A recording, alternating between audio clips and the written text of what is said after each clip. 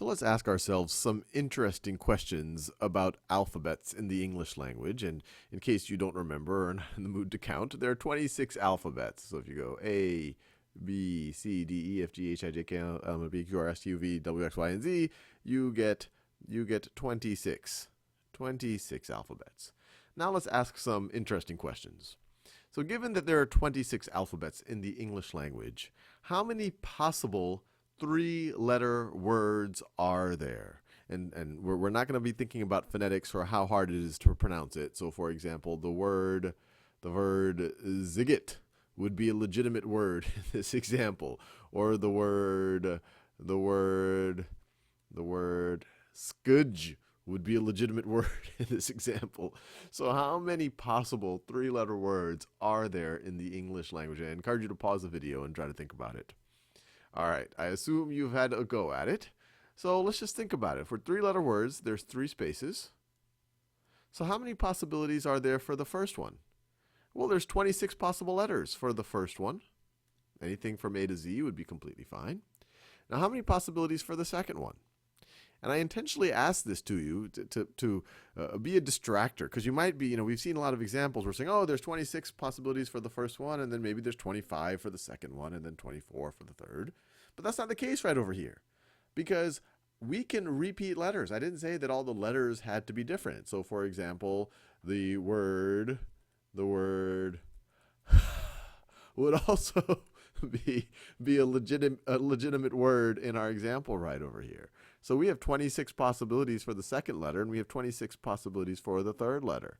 So we're going to have, and I don't know what this is, 26 to the third power possibilities, or 26 times 26 times 26, and you could figure out what that is. That is how many possible three-letter words we can have for the English language if we didn't care about how pronounceable they are, if they meant anything, and if we repeated letters.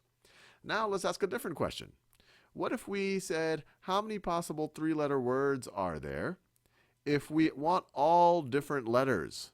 So we want all different letters. So these all have to be different letters. Different letters. And once again, pause the video and see if you can think it through. All right. So this is where permutations start to be useful. Although I think a lot of things like this, it's always best to reason through than to try to figure out whether some formula applies to it. So in this situation, well, if we went in order, we could have 26 different letters for the first one, 26 different possibilities for the first one. I'm always starting with that one, but there's nothing special about the one on the left. We could say that the one on the right, there's 26 possibilities. Well, for each of those possibilities, for each of those 26 possibilities, there might be 25 possibilities for what we put in the middle one, if we say we're going to figure out the middle one next. And then for each of these 25 times 26 possibilities for where we figured out 2 of the letters, there's 24 possibilities because we've already used 2 letters for the last bucket that we haven't filled. And the only reason why I went 26, 25, 24 is to show you there was nothing special about always filling in the leftmost letter or the leftmost chair first. It's just about, well, let's just think in terms of let's fill out one of the buckets first. Hey, we have the most possibilities for that. Once we use something up, then for each of those possibilities we'll have one less for the next bucket. And so I could do 24 times 25 times 26, but just so I don't fully confuse you, I'll go back to what I have been doing. 26 possibilities for the leftmost one.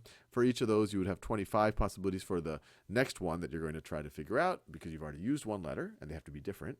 And then for the last bucket, you're going to have 24 possibilities. So this is going to be 26 times 25 times 24, whatever that happens to be.